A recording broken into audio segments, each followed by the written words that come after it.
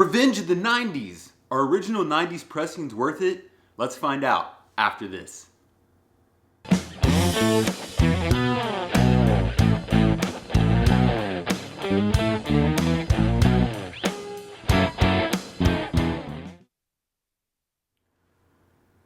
Hey everybody, this is Josh with Hi-Fidelity Records. Revenge of the 90s today. We're going to be taking a look at some original 90s pressings and, seeing if some of them are worth the bang for the buck. You're paying big money for these original 90s pressings.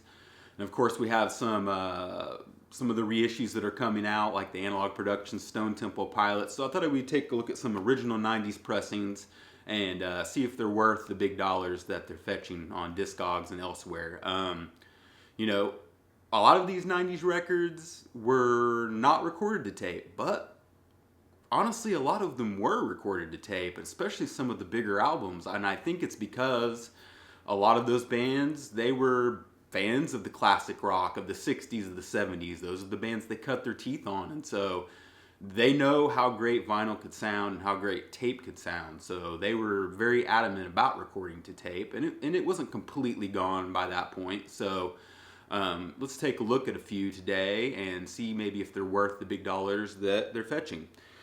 First up I have this is actually an original 90s first pressing European of Nevermind right here. I got this from a collection, pretty darn clean. Check out the label on this.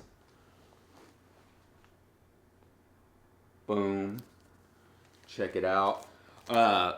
Now, I have not shot this out with a US original, but I have shot it out with the Bernie Grundman, the Palace, all analog version, and man, this puts the hurt on the Bernie Grundman reissue. I mean, it just has more slam, it has more immediacy, it's just more raw, and this record's a raw record, and I think that this is a bargain. The first European pressing can be had for, I don't know, $150 maybe-ish, something like that, in near mint condition. This one's a pretty clean shape. It does have a little tiny split at the top, but nothing to write home about. But, when you're comparing this to like an original US pressing, which I do know has the sterling or master disc in the dead wax, that thing fetches, upwards to $1,000 for a near mint copy.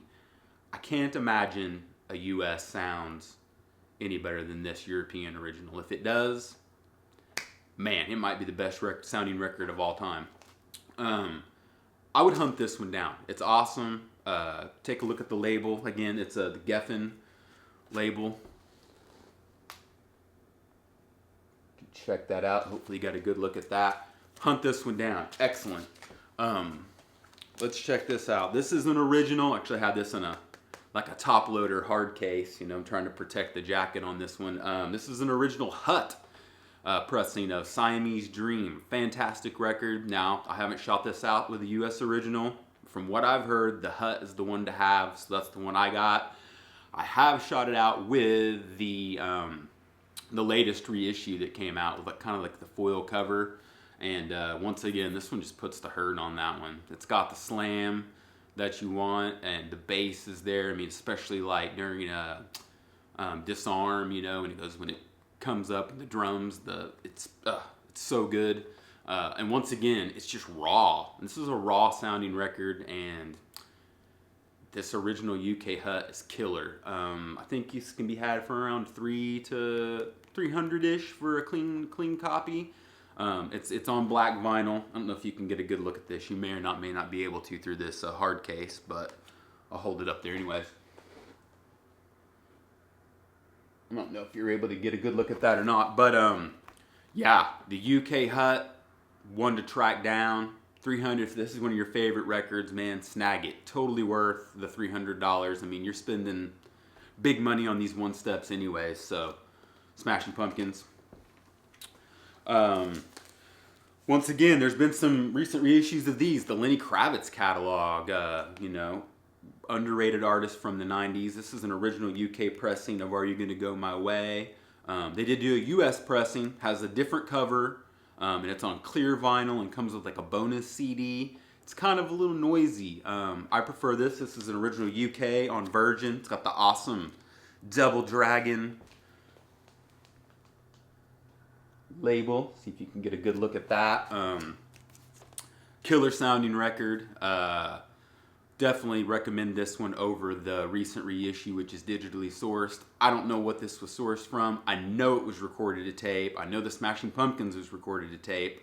But this is the one right here. And I think it can be had pretty affordably. I think you can get original of this for under 100, probably under like 75 for a near mint original.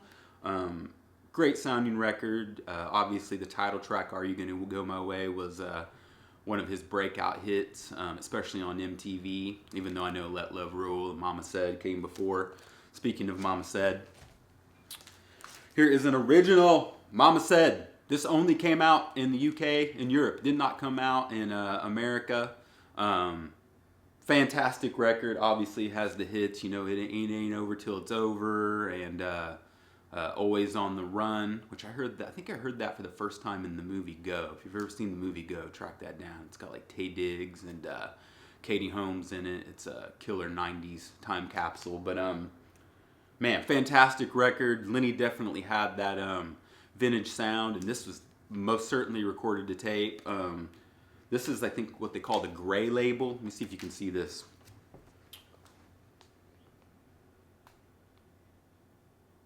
Boom. Fantastic record. Sonics on this, killer. I've shot it out with the recent reissue, which I know is digitally sourced. Get this one. A little harder to find. Probably going to pay about 100 for a near mint, but man, I don't even know what to say. If you love Lenny Kravitz, or if you're a fan of the 90s, this is definitely one you have to have. Speaking of our friends, the Stone Temple Pilots, this has not been reissued on an audiophile label, but it has been reissued. Music on Vinyl did like a regular black standard. I think they did one on like Baby Blue, and there's been some other digitally sourced represses, but this one smokes it. This is an original 96. I also have it one of these top loaders. I think I got these from, I want to say, where did I get these from? I'm not really sure, but they're killer if you want to keep your jackets in great shape. You know, want to keep them from getting dinged up. But I love these. But Tiny Music, 1996, their third LP, one of my favorites. You know, it's got Lady Picture Show, Tumble in the Rough, Tripping on a Hole in a Paper Heart, Rocker on there. This is direct metal mastered at Precision by Steve Marcusson. Phenomenal. Get it. Add it to your collection. I think near mint, probably around 200-ish. Maybe a little bit more than that, but worth every dang penny. Cut hot. Just fantastic. And it smokes the music on vinyl.